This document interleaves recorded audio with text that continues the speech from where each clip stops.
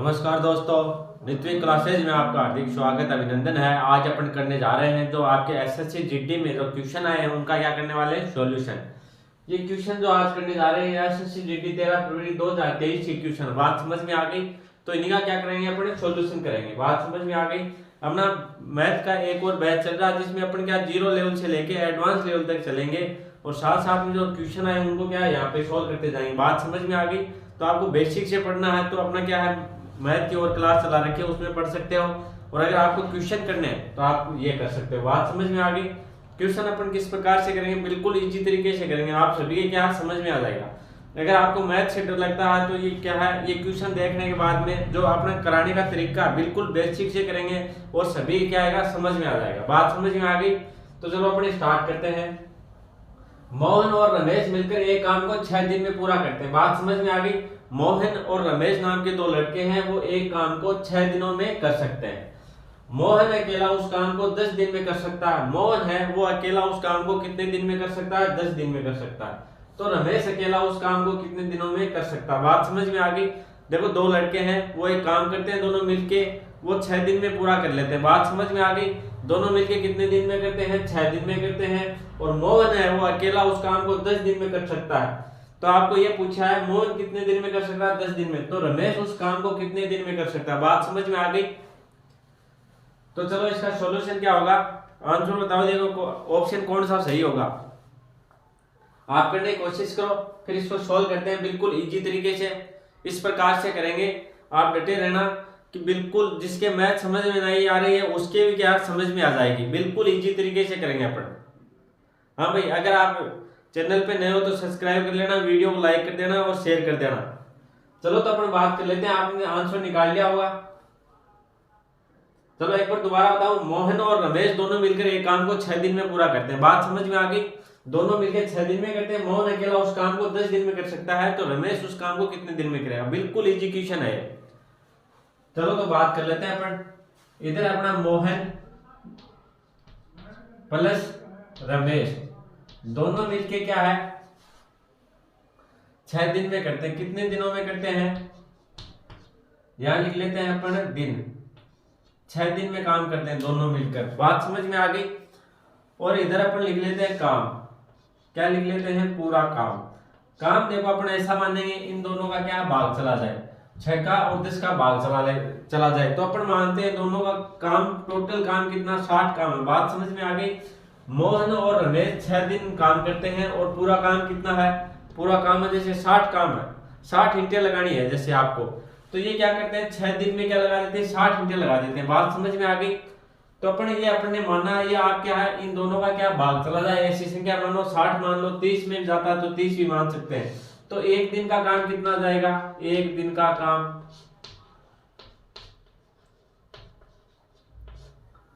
एक दिन का काम अब कैसे निकालेंगे। देखो 60 ईंटें लगानी है आपको, कितनी ईंटें लगानी है, 60 ईंटें लगानी है। तो आप 60 ईंटें कितने दिन में लगाते हो, 6 दिन में लगाते हो। तो एक दिन में कितने लगाओगे, 10 ईंटें लगाओगे। बात समझ में आ गई। एक दिन का काम हो गया 10। बात समझ में आ गई क्या। कुल काम कितना 60 है और समय कितना लगता है अपने को, 6 दिन लगता है। तो एक दिन में कितना काम होगा, 10 काम होगा। बात समझ में आ गई होगी। ये क्वेश्चन में लिखा हुआ है कि दोनों मिलकर 6 दिन में पूरा काम करते हैं। पूरा काम अपन ने मान लिया 60 और एक दिन का काम कितना जाएगा, 10 आ जाएगा। बात समझ में आ गई। चलो आगे बात करते हैं। आगे दिया है मोहन अकेला उस काम को 10 दिन में करता है। मोहन अकेला करता है। मोहन देखो क्या करता है, ये तो आ गया, यहां लिख देता हूं मैं, मोहन प्लस रमेश दोनों मिलकर काम करते हैं। बात समझ में आ गई। अब आगे आपको दिया मोहन अकेला करता है। मोहन अकेला करता है, काम तो उतना ही है, काम तो कितना 60 ही है, काम तो टोटल कितना 60, और वो करता कितने दिन में है, 10 दिन में करता है। 10 दिन में करता है तो एक दिन में कितना काम करेगा। देखो 60 ईंटें लगानी है, टोटल 60 ईंटें लगानी है, उसमें 10 दिन का समय लगाता है। तो प्रत्येक दिन वो 6 ईंट लगाएगा, इसमें भाग दे देंगे 60 के अंदर 10 का, 6 ईंट लगाएगा प्रत्येक दिन, 6 एक दिन, 6 दूसरे दिन, इस प्रकार 10 दिन में वो पूरी ईंटें लगा देगा। तो एक दिन का काम कितना आ गया, 6 काम आ गया। बात समझ में आ गई क्या।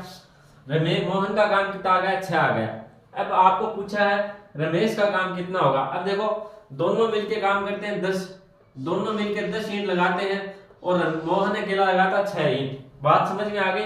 दोनों मिलकर क्या लगाते हैं, 10 ईंट लगाते हैं और मोहन अकेला लगाता 6 ईंटें। मोहन अकेला कितने लगाता 6 ईंट। तो रमेश कितने लगाएगा, बात समझ में आ गई होगी। रमेश कितना काम करेगा, रमेश 10 में 6 माइनस करेंगे 4 ईंट लगाएगा। कि दोनों मिलके क्या करते हैं, दोनों मिलके 10 ईंट लगाते हैं। तो इसमें से मोहन लगाता है 6 ईंट, तो रमेश कितने लगाएगा 4 ईंट। और कुल काम कितना 60। तो 60 के अंदर अपन क्या कर देंगे, टोटल ईंटें लगानी है, ये मान लो 60 ईंटें लगानी है। एक दिन में कितने लगाता है, 4 लगाता। तो कितना समय लगेगा, 60 के अंदर अपन भाग देते हैं किसका, 4 का। तो 15 चौको कितने हो गए 60। तो कितने दिन लग गए, 15 दिन लग गए। बात समझ में आ गई होगी।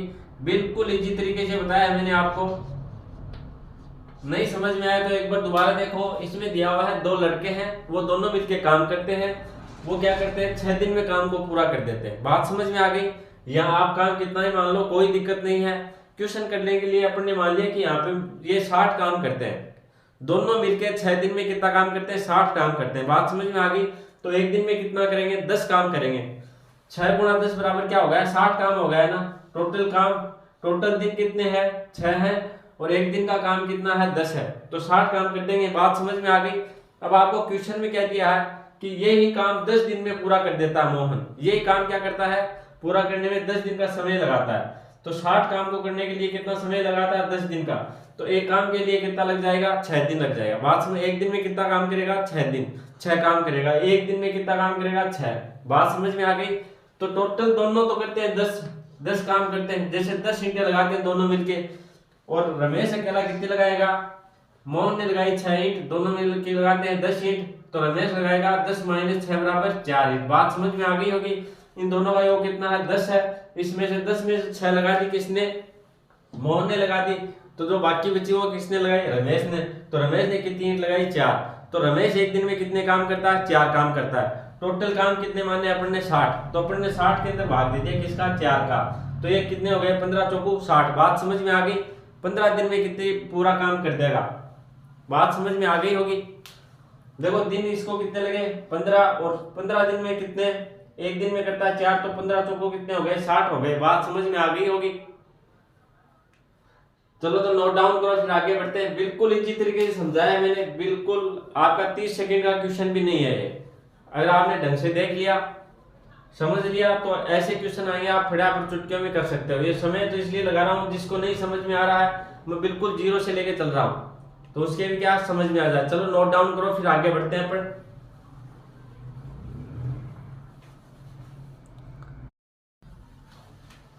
हाँ तो देखो अगला क्वेश्चन क्या दिया हुआ है आपको, 0.25, 2.08 और 8.1 का महत्तम समापवर्तक ज्ञात करो। बात समझ में आ गई। क्वेश्चन बहुत ही इजी क्वेश्चन है। इस क्वेश्चन में क्या है, आप सभी कर पाओगे, लेकिन ये क्या है, अगर बेसिक तरीके से आप करोगे तो आपको थोड़ा टाइम लगेगा, और मैं सीधा बताऊंगा, उससे क्या फटाफट आपका क्वेश्चन हो जाएगा। बात समझ में आ गई। आप करने की कोशिश करो। क्वेश्चन देखो आपको क्या दे रखा है, क्वेश्चन दे रखा आपको 0.25, 25, 2.08 और 8.1 का महत्तम समापवर्तक ज्ञात करो। बात समझ में आ गई क्या।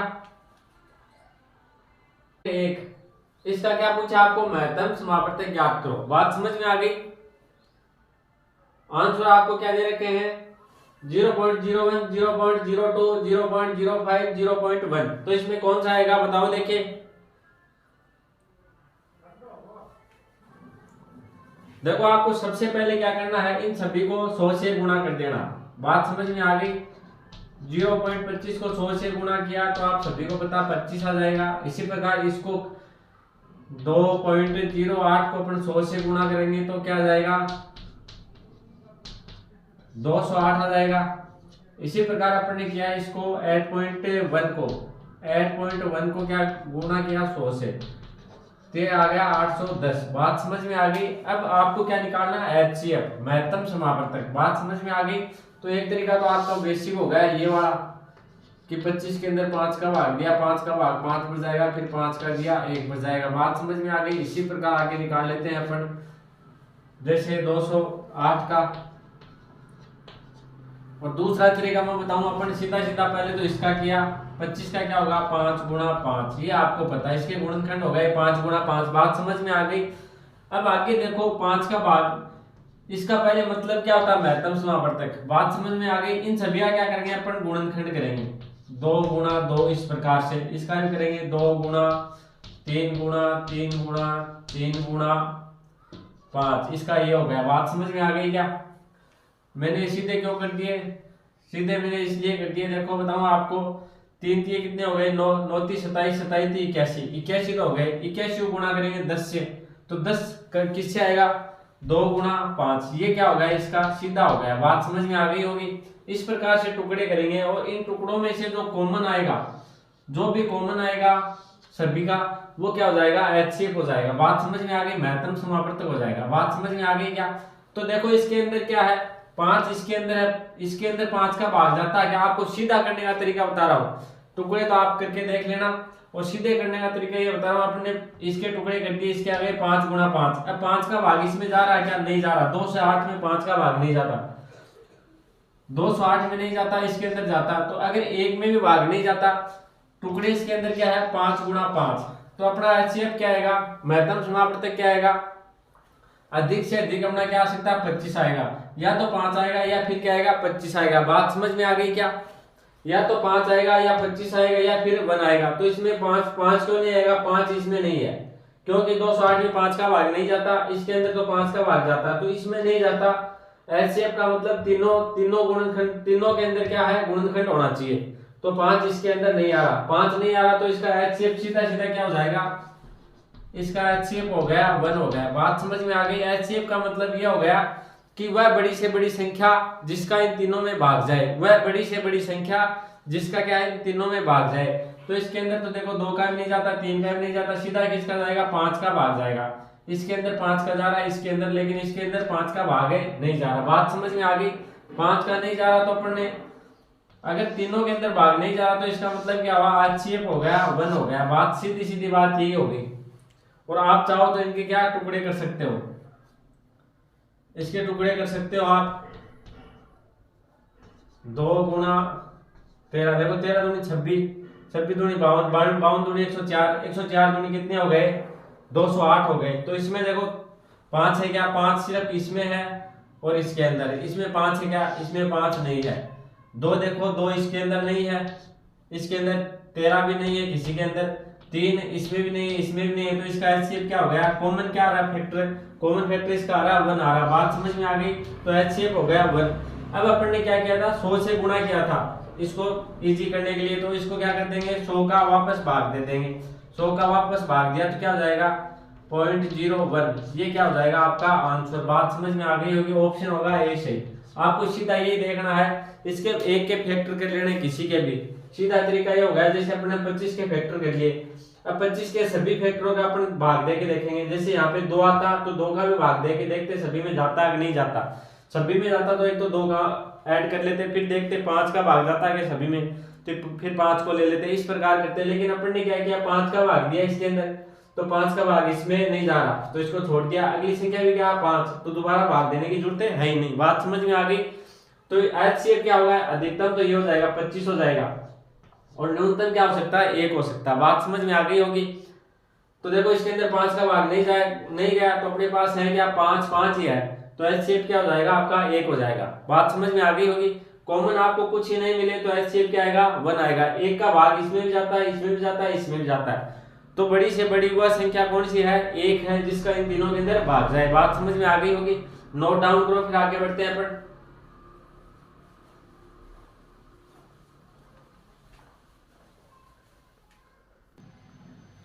देखो अगला क्वेश्चन क्या कहता है, अनित एक कार्य को 77 दिन में कर सकता है। कोई अनित नाम का लड़का हो, एक कार्य को 77 दिन में कर सकता है। राम उसी कार्य को 11 दिन में कर सकता है। राम और अनित 7 कार्य प्रारंभ करते हैं, लेकिन राम क्या करता है, राम कार्य पूर्ण होने से 3 दिन पहले चला जाता है। तो कार्य पूर्ण होने में कितना समय लगेगा। बात समझ में आ गई। देखो कोई कार्य है उसको अनित 77 दिन में कर सकता है, और राम उसी कार्य को कितने दिन में कर सकता है, सिर्फ 11 दिन में कर सकता है। तो ये दोनों मिलकर उस कार्य को करना प्रारंभ करते हैं, लेकिन क्या होता है, 3 दिन पहले राम में चला जाता है। बात समझ में आ गई होगी। तो देखो अपन किस प्रकार से करेंगे इस क्वेश्चन को, पहले कर लेते हैं अनित ये हो गया अपना, इधर लिख लेते हैं कार्य हो जाएगा, इधर लिखेंगे अपने एक दिन का कार्य। बात समझ में आ गई। और ये हो जाएगा अपना समय। तो अनित का देखो समय कितना है, वह 77 दिन में कार्य कर सकता, समय है 77 दिन, और 77 ये अपने क्या मान लिए कार्य। बात समझ में आ गई। तो एक दिन का कार्य कितना होगा, कार्य भी कितना अपना 77 है, और समय भी कितना है, दिन भी कितने हैं, दिन भी कितने हैं, 77 है। तो एक दिन का कितना काम हो जाएगा, एक दिन का एक काम हो गया, किसका, अनित का। बात समझ में आ गई। सीधा सीधा दे रखा, किसी कार्य को 77 दिन में कर सकता है। तो अनित है वो एक दिन में कार्य कितना करेगा, एक करेगा। क्यों करेगा, कार्य भी 77 है और दिन भी कितने हैं अपने 77। अब बात कर लेते हैं, कार्य तो वो ही रहना है 77, और इधर क्या लिखते हैं, राम कितने दिन में कर सकता है उस कार्य को, राम उस कार्य को 11 दिन में कर सकता है। तो एक दिन में कितना काम करेगा, देखो 77 काम है, जैसे 77 ईंटें लगानी है और वो 11 दिन में पूरी लगा देता। बात समझ में आ गई। तो 77 में 11 भाग देंगे, कितना आ जाएगा, 7 आ जाएगा। तो ये एक दिन में कितनी ईंटें लगाता है, 7 ईंट। बात समझ में आ गई। एक दिन का काम कितना है, 7 काम करता है एक दिन में। बात समझ में आ गई होगी मैं क्या बता रहा हूँ। राम रोजाना अगर 7 ईंट लगाएगा तो 11 दिन में पूरी 77 ईंट लगा सकता है। कैसे, देख लो आप। बात समझ में आ गई होगी। अब अपन ने दोनों का क्या निकाल लिया, एक दिन का काम निकाल लिया। एक दिन का कुल काम कितना आ गया, एक दिन का कुल काम आ गया, कुल काम आ गया ये अपना एक दिन का 8 काम। दोनों मिलकर अनित और राम एक दिन में कितना काम करेंगे, 8 करेंगे। बात समझ में आ गई होगी, 8 काम करेंगे। अब चलो आगे क्वेश्चन में क्या बोलता है, दोनों साथ मिलकर कार्य करते हैं लेकिन 3 दिन पहले राम चला जाता है। जैसे ये अपना क्या है, काम है। बात समझ में आ गई। ये टोटल काम हो गया। अब 3 दिन देखो, 3 दिन पहले ही चला जाता है। कौन चला जाता है, राम। यहां तक तो राम करता है, राम प्लस अनित काम करते हैं। और यहाँ अकेला कौन करेगा, यहाँ काम करेगा अकेला अनित। क्यों, राम है वो 3 दिन पहले चला जाता है, 1 2 3 दिन पहले राम चला जाता है। तो देखो 3 दिन अकेला काम कौन करेगा, अनित करेगा। अनित एक दिन में कितना काम करता है, एक दिन में अनित करता है एक काम, फिर अगले दिन भी एक काम, फिर अगले दिन भी एक काम। तो अनित ने अकेले में 3 दिन में कितना काम किया, 3 काम किया। बात समझ में आ गई। अनित के लास्ट के 3 दिन में कितने काम किए, 3 काम किए। अनित था अकेला, राम चला गया 3 दिन पहले ही, तो 3 दिन अनित अकेले ने काम किया। एक काम किया, 2 किया, 3 किया, तो 3 काम कर दिए 3 दिन में। बात समझ में आ गई। और जो बाकी काम था ये इन दोनों ने किया। बाकी काम कितना है, इन दोनों ने किया। तो टोटल अपने पास कितना काम है, 77 है। तो 77 इधर लिख लेंगे अपन। बाकी काम कितना बच गया, 77 माइनस 3, तो कितना बच गया, 74 काम। 74 काम इन दोनों ने मिलके किया। देखो 74 काम तो इन दोनों ने मिलके कर दिया, और 3 बाकी बचे 3 काम। 3 काम अनित ने अकेले ने किए 3 दिन में। बात समझ में आ गई होगी। तो टोटल काम कितना आ गया अपने, 74 काम आ गया। इधर लिख लेते हैं अपन 74 काम। चलो यहां बता देता हूं मैं, 74 काम बच गए। और दोनों मिलके कितना काम करते हैं, 8 काम करते हैं। बात समझ में आ गई। तो अपन क्या करेंगे, 74 के अंदर 8 का भाग दे दिया। 8 नहीं कितने हो गए, 72 हो गए। बचे कितने, 2 शेष बच गए। 8 गुनी कितने हो गए, 16। 16 के अंदर फिर बच गए शेष, कितने बच गए, 4 बच गए, 40 हो गए। 8 बजे कितने हो गए, 40। 9.25 दिन तो दोनों ने काम किया, 9.25 दिन। बात समझ में आ गई। और 3 दिन अकेले ने किया। तो कुल समय कितना लगेगा, कुल समय कितना लगा बताओ मेरे को। कुल समय लगा 9.25, तो लगाए कितने, दोनों ने मिलके। राम और अनित ने कितने दिन काम किया, 9.25 दिन। बात समझ में आ गई।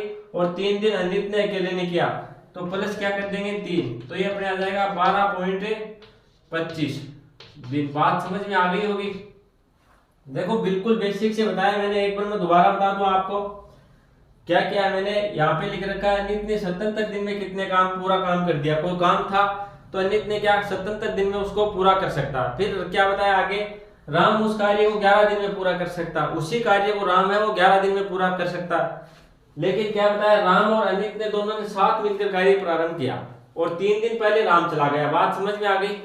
तो 3 दिन किसने किया, देखो ये पूरा काम हो गया। 3 दिन अकेले अनित ने किया, तो 3 दिन में अनित ने कितना काम करेगा, 3 काम करेगा। क्यों करेगा, अनित एक दिन में कितना काम करता है? एक ही काम करता है। बात समझ में आ गई?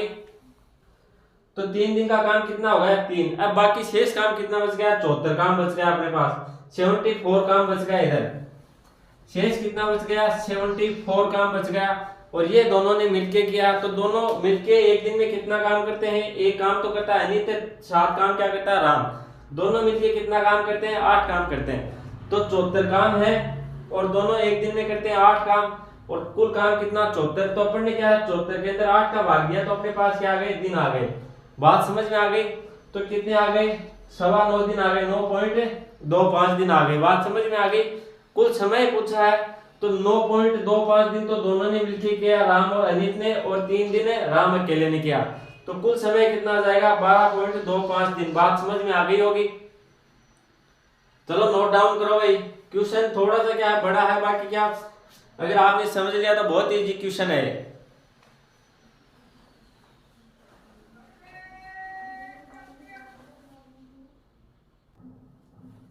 देखो अगला क्वेश्चन क्या है। एक दूध वाले ने 45 लीटर दूध खरीदा और 15 लीटर पानी मिला दिया इसके अंदर। एक दूध वाले ने क्या किया? 45 लीटर दूध खरीदा और 15 लीटर पानी मिला दिया। यदि मिश्रण का प्रति लीटर मूल्य कितना हो जाता है? 50 रुपए हो जाता है, तो प्रति लीटर क्रय मूल्य कितना होगा दूध का?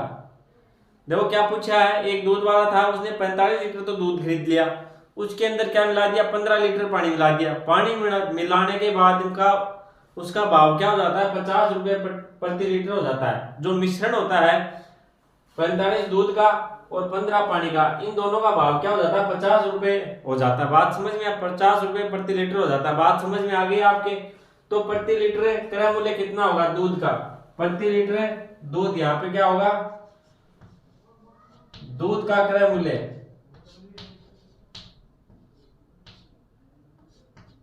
अब आपको क्या पूछा है? दूध का क्रय मूल्य पूछा। बात समझ में आ गई होगी? एक दूध वाला था, उसने 45 लीटर दूध खरीदा और 15 लीटर पानी मिला दिया। उसके बाद में दूध का भाव क्या हो गया? 50 रुपए प्रति लीटर हो गया। बात समझ में आ गई? तो ये पूछ रहा है कि दूध का भाव क्या था, पहले दूध का भाव क्या था जब खरीदा था। बात समझ में आ गई होगी? चलो इसको किस प्रकार से सोल्व करेंगे। देखो कुल मिश्रण कितना होगा? कुल मिश्रण अपने पास कितना हो जाएगा? 45 दूध है प्लस 15 क्या है? पानी। तो कुल मिश्रण हो गया 60 लीटर। 60 लीटर तो क्या हो गया? मिश्रण। 45 तो दूध था और 15 इसके अंदर क्या मिला दिया? पानी मिला दिया। 15 लीटर क्या मिला दिया? पानी। बात समझ में आ गई? आगे बात करते हैं। देखो पानी मिलाने के बाद भाव क्या जाता है? 50 रुपए लीटर हो जाता है। तो कुल रुपए कितने हो जाएंगे? कुल रुपए 1 लीटर के कितने हैं? 50 रुपए हैं। तो 60 लीटर के कितने हो जाएंगे? 60 गुणा 50 बराबर कितना हो जाएगा? 6 पंजे 30 और 2 बिंदी 3000 रुपए हो गए। मिश्रण का कुल कितने रुपए हो गए? 3000 रुपए हो गए। बात समझ में आ गई होगी? देखो 1 लीटर का कितने रुपए हो गए? 50 रुपए हो गए। और कुल मिश्रण कितना हो गया अपने पास? 60 लीटर होगा। 60 कैसे हुआ? 45 तो क्या था? दूध था और 15 क्या था? पानी था। बात समझ में आ गई? तो कुल रुपए कितने हो गए इसके? 3000 हो गए। अब ये पूछ रहा है कि जब अपन ने दूध खरीदा था उस समय क्या था, उसका मूल्य क्या था?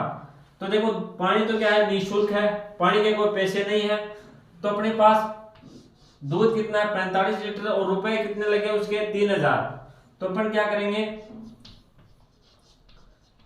1 लीटर दूध का मूल्य निकालेंगे। बात समझ में आ गई? 1 लीटर दूध का मूल्य कितना हो जाएगा? 3000 के अंदर अपन भाग दे देंगे कितना? 45 का। बात समझ में आ गई? 3000 में अपन ने क्या खरीदा था? 45 लीटर दूध खरीदा था। बात समझ में आ गई? तो इसके अंदर भाग देंगे 45 दूनी 90 दूनी कितने हो गए? 180। 45 है कितने हो गए? 270। बात समझ में आ गई? 45 है कितने हो गए? 270। इधर का भाग दे लेते हैं अपने। 3000 के अंदर किसका भाग देंगे? 45 का। 45 गुणा 6 कितने हो गए? 270 हो गए। बच गए क्या? 30 शेष बच गए। 1 जीरो उतारा, फिर 45 का भाग गया, कितनी बच जाएगा? 300 में 45 का भाग जाएगा 6 बार, तो 270। फिर आगे बच गए अपने पास क्या बच गए? 30 बच गए। फिर इसको लिख दिया 30/45। बात समझ में आ गई? तो ये आ गया 66 सही 30/45, 15/30 के अंदर 2 बार जाएगा, 15/45 के अंदर 3 बार जाएगा। तो अपना आंसर क्या आ गया 66 सही 2/3 रुपए।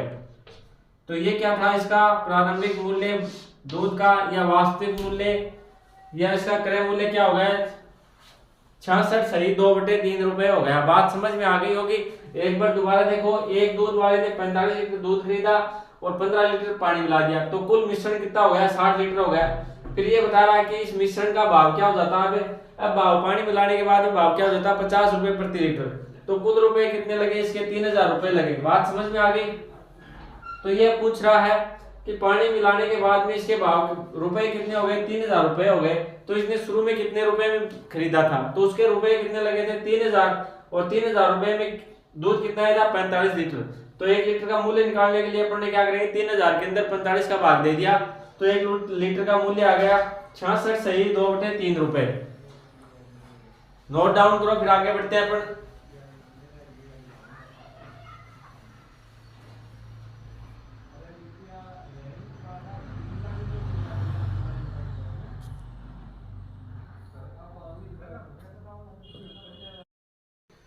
देखो अगला क्वेश्चन क्या 30 पुरुषों की औसत आयु कितनी है 25 वर्ष है, और उनके साथ 30 वर्ष की आयु के 5 पुरुष और शामिल हुए। बात समझ में आ गई क्या। 30 पुरुषों की औसत आयु कितनी है 25 साल है।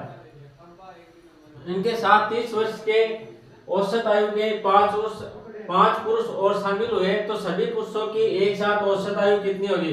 बात समझ में आ गई होगी। क्वेश्चन में दिया है 30 पुरुष है, उनकी औसत आयु कितनी है 25 साल है, और उन्हीं के साथ क्या है 5 पुरुष और शामिल कर दिए, उनकी औसत आयु कितनी है 30 वर्ष है। इनकी औसत आयु कितनी है 30 वर्ष है।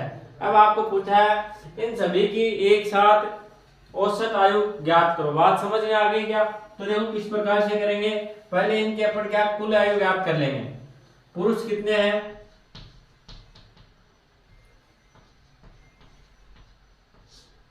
इधर लिख लेते हैं आयु। बात समझ में आ गई।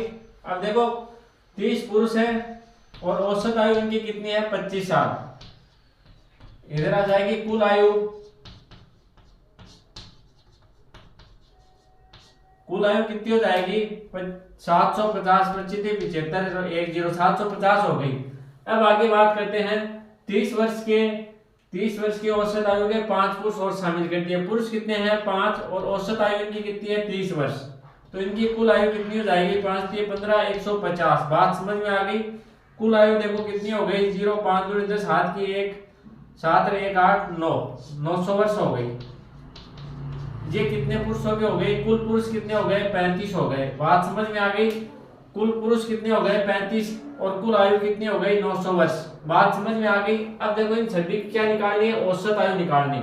तो औसत आयु के लिए औसत के लिए क्या होता है राशियों का योग बटे राशियों की संख्या। राशियों का योग कितना आया 900 और राशियों की संख्या कितनी है 35। बात समझ में आ गई। तो 900 के अंदर अपन क्या देंगे 35 का भाग देंगे। 35 दूनी कितने हो गए 70, बच गए कितने 20 बच गए। बात समझ में आ गई। तो ये कितने हो गए 200। 35 दूनी 70 105 और 70 5 पर वो भाग हो जाएगा। देखो इधर दे लेते हैं 900 के अंदर 35 का भाग। 35 दूनी 70 हो गए, बच गए 20 हो गए 200। फिर 5 पर भाग दोबारा देंगे। 35 दूनी 70 105 175 हो गए, बच गए 5। 10 में से 7 गए, बच गए कितने 10 में से 8 गए, बचे कितने 10 में से कितने बच गए 8 बच गए 25 बच गए अपने पास। फिर क्या 25 बटे क्या आ गया 25 बटे 35। अब देखो इसके अंदर 5 का भाग दिया 5 बच जाएगा, इसके अंदर 7 बच जाएगा। बात समझ में आ गई। तो इसकी आयु कितनी हो गई 25 सही 5 बटे 7। ये क्या हो गया वर्ष। ये क्या हो गया आपका आंसर। बात समझ में आ गई क्या। देखो किस प्रकार से किया है। अपने को दे रखे 30 पुरुष दे रखे हैं, उनकी औसत आयु कितनी है 25। औसत आयु कितनी है 25 वर्ष है। 30 पुरुष हो गए, औसत आयु 25 वर्ष, कुल आयु कितनी हो गई 750 वर्ष। बात समझ में आ गई। फिर आगे दे रखे हैं औसत आयु कितनी है 30 वर्ष है और कुल पुरुष कितने हैं 5। तो 5 गुना 30 बराबर इनकी कुल आयु कितनी हो गई 150 हो गई। अब देखो इनकी कुल आयु कितनी हो गई 900 वर्ष हो गई और टोटल पुरुष कितने हो गए कुल पुरुष हो गए 35। 35 तो क्या हो गए पुरुष और 900 क्या हो गए इनके साल। तब औसत साल पूछिए तो अपन क्या करेंगे, 900 के अंदर भाग दे दिया 35 का, राशियों का योग बटे राशियों की संख्या औसत निकालने के लिए। तो राशियों का योग कितना 900 और राशियों की संख्या कितनी है 35। 900 के अंदर 35 का भाग दिया तो अपना आंसर क्या आ गया 25 सही 5/7 वर्ष। बात समझ में आ गई होगी। चलो तो नोट डाउन करो इसको।